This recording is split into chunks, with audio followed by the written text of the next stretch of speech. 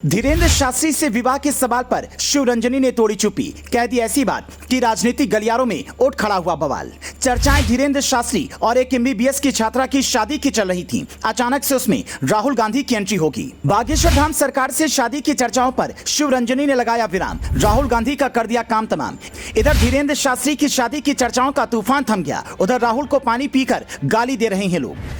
बागेश्वर धाम सरकार के पीठाधीश्वर धीरेन्द्र शास्त्री आज देश की सुर्खियों का केंद्र बने हुए हैं। वो जहां भी जाते हैं, जो भी करते हैं, देश की सुर्खियों में आ जाते हैं। धीरेन्द्र शास्त्री को लेकर उठने वाली ऐसी एक सुर्खी ने पिछले हफ्ते भर से देश में बवाल मचाया हुआ था।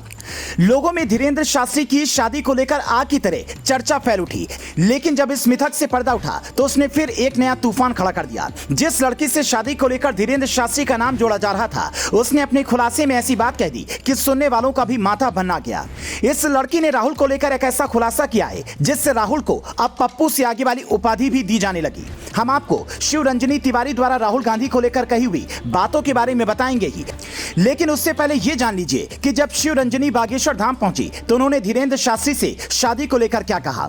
बता दें कि शिवरंजनी तिवारी और बागेश्वर धाम के कथावाचक पंडित धीरेन्द्र शास्त्री इन दिनों सुर्खियों में हैं। मेडिकल छात्रा शिवरंजनी का नाम बागेश्वर बाबा के साथ जोड़ा जा रहा है, साथ ही दोनों की शादी करने की भी खबरें आ रही थी। अब इन सभी सवालों पर मेडिकल छात्रा शिवरंजनी तिवारी ने चुप्पी तोड़ते हुए शादी से जुड़े सवालों के साथ उन पर शैलेंद्र योगीराज ने जो आरोप लगाए थे उनके जवाब दिए हैं। धीरेन्द्र शास्त्री से शादी के सवाल पर शिवरंजनी ने कहा कि मैंने कभी नहीं कहा कि मेरा शादी का संकल्प है, ना ही मेरा पर्चा खुला, ना ही मेरे संकल्प के बारे में किसी को पता चला।